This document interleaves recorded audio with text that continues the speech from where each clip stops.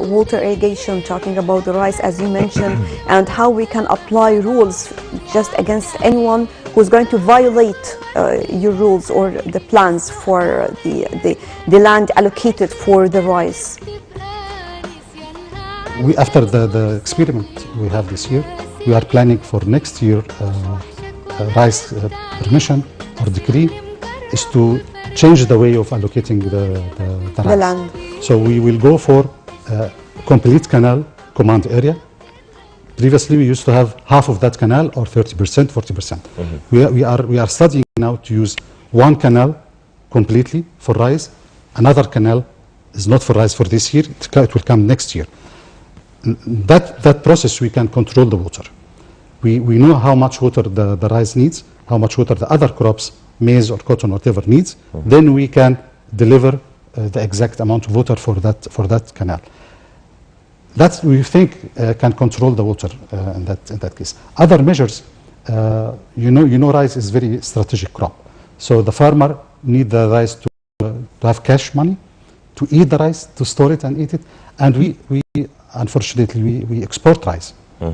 Exporting rice means we export water in another form, which is called green water.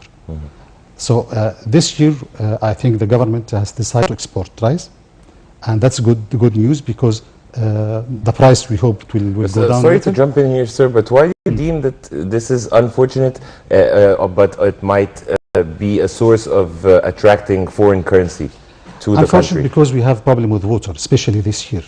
We had very low flood. So the last year we had very low flood, and we had to extract more water from the stored water in Lake Nasser.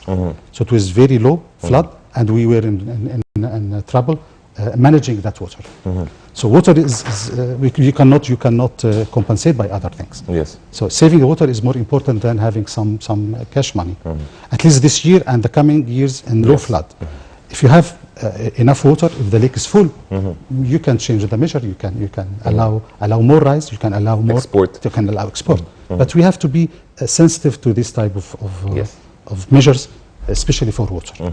Right. Maybe we can take a look at some of the pictures that you have brought with you today. Especially, we need to understand the difference. What did you achieve by applying such new technique?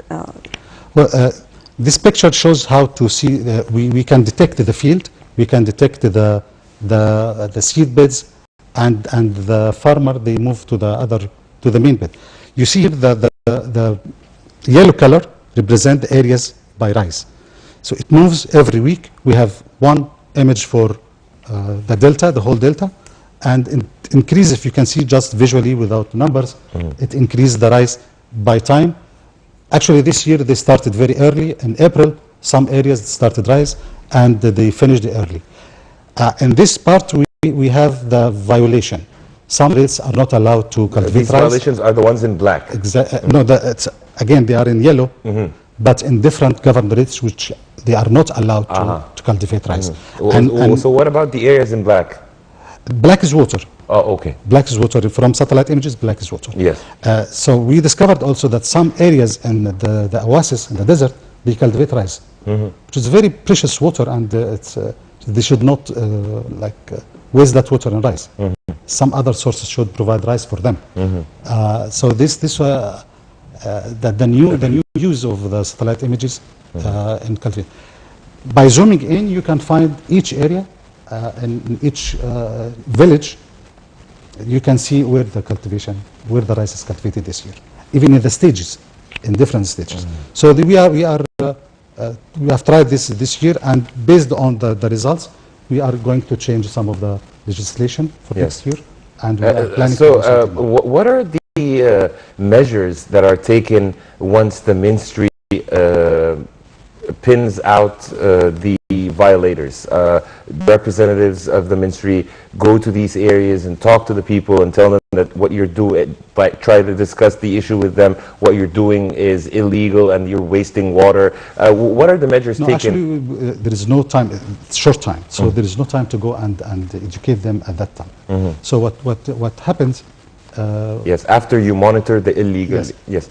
We take the names from Ministry of Agriculture because they have very detailed maps of the land, and we make two type of fines on them. One for water, so they should pay fine for the extra water they have used. Yes. Or in that case, we don't consider they use the water, but they abuse. Yes, they abuse the water. And the second one, we can remove the field. If we catch the field early, we can remove. This is an escalatory measure if they don't. No, stop. both. We go in both directions. If you catch the field early enough, then we go and destroy. Destroy by two ways, even by some chemical. They spray chemicals but this will make or some remove it mechanically. troubles, I believe so, definitely. And Tensions between Yes. the ministry and It's very difficult. As I so said in the why not? beginning. It's going to be much easier if you are going to detect it earlier and talk to the people, talk to the farmers, and they can have an alternative. Something like this, because some of these people, they are very simple people, and they just want to gain money, and still they don't understand how much this can affect the country. So like this, we are going to create more tension with these people. Exactly. There are other programs for the extension programs in the Ministry of Agriculture, programs for educating people in the Ministry of Irrigation. Those are parallel process, but at the time of cultivation, there's no time to talk, because as it's very huge. Suddenly, in 1 or 2 weeks, there is like 500,000 faddan has been cultivated. And this year, before Ramadan, they were running after time to finish before Ramadan. So it was expanding very fast. So this is the problem: is how to catch on time. Yeah. What about pre-season workshops, like before the cultivating season, explaining to the farmers which areas are convenient for which kind of crops, and so on and so forth? We have other tools to use, and this is what we are designing this time. We go for each governorate for the water resource planning, and during that process, we will inform them about all the challenges we have in water resources. How can we overcome, and how can we help participate every individual from his side. I would like to add something more on for the rice. Since we discovered this, we decided to use it for weed control. You know the hyacinths, the weed control. So we decided to make another program. It's monthly monitoring of weed on the Nile, canals, and agricultural drains. So this is another product he's showing now on the screen, and we extend that also to have the upper Nile equatorial lakes. How clean are those lakes from the weeds? You know, Egypt is also supporting Uganda in cleaning the equatorial lakes from weeds. We have delegation there, and they work on this. I believe also in Tanzania. In Tanzania, we have a different type of activities. We drill groundwater wells for drinking water. Yes. So yes, we have different activities in each country. So by that system, we can monitor. We do it on monthly basis for the weeds, and we inform the other sectors who are responsible about cleaning and maintenance of canals. Then they go and they remove it, and we check again. So the new concept now is we are monitoring, following up. Yeah, what I understand from what you're farmer saying, and with the officials as well. What I understand from what you're saying, sir, is that this 3D imaging is helping the ministry a lot in various domains. Exactly. Another topic is the land encroachment. How the agricultural land is increasing or decreasing. So it's decreasing due to urbanization process, and it's increasing by some illegal reclamation of lands, like at the edges of like Fayoum, for example. You can find people expanding the agricultural land, but illegal. So they are not having right for water, but they still can take from others. So we are monitoring this as well for this year. And of course, the illegal buildings on the waterfront, on the Nile, the canals, we are mapping all of this. And I think the president has made his instructions regarding all these illegal buildings. But I want to ask you also about the farmers, for example, anyone there are many people who can buy lands and start working on reclamation. So do they have to inform the ministry, for example, what kind of crops they are going to cultivate, or just they work on their own? Because sometimes there might be an ignorance, for example.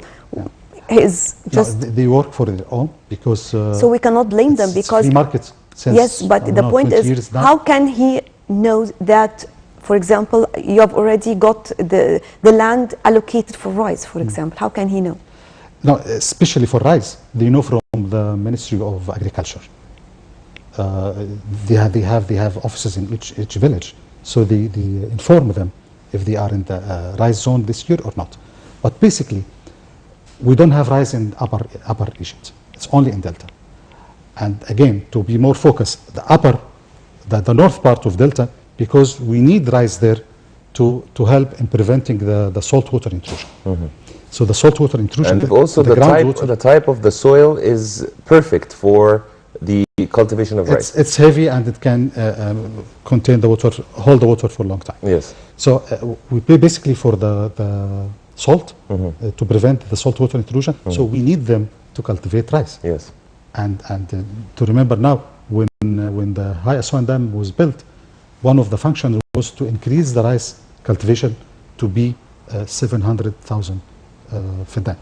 So it was one of the functions. Yes. Is to increase the rice cultivation. But now it's more than, it's like 3 times the 700. Yes. So they know where the area, but they check every year with the Ministry of Agriculture. But for other crops, you are free to cultivate whatever you like. This is the land encroachment. I don't know if it's clear or not, but this is the urbanization process in one of the villages. This is Fayoum, and you see the yellow color is the illegal expansion of agricultural land. This middle delta, and that has also the fish farming.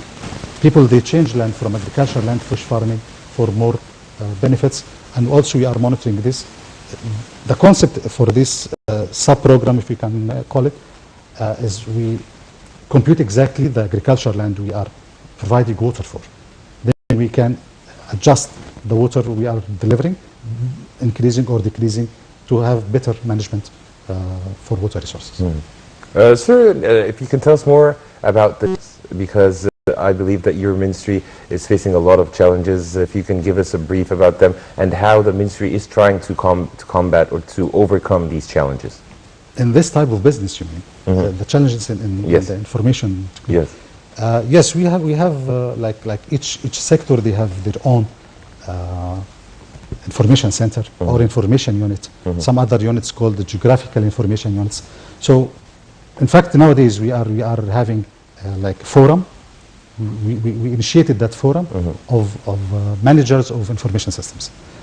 That forum, we are now designing how to standardize everything for the equipment, software, other tools, programs. So exactly what we are doing now is we are having, we are studying this now, how to have one forum, if it's in form of a directorate or a sector or virtual. We still haven't decided on this. And we had like 3 meetings with the managers of information centers. Hopefully very soon we will come up with a result to be applicable and for sharing information, for sharing all the experience we are gaining in each sector. So I think in that business we can talk about that. Yes. Engineer طارق, unfortunately we're running out of time, but really do appreciate your insight. Engineer طارق Syed Ahmed, the General Manager of the Information Center at the Ministry of Water Resources and Agriculture. Thank you so much for being with us. Thank you. Dear viewers, now we move on to a short break, and then we'll be back to resume the remaining segments of The Breakfast Show live on Nile TV International.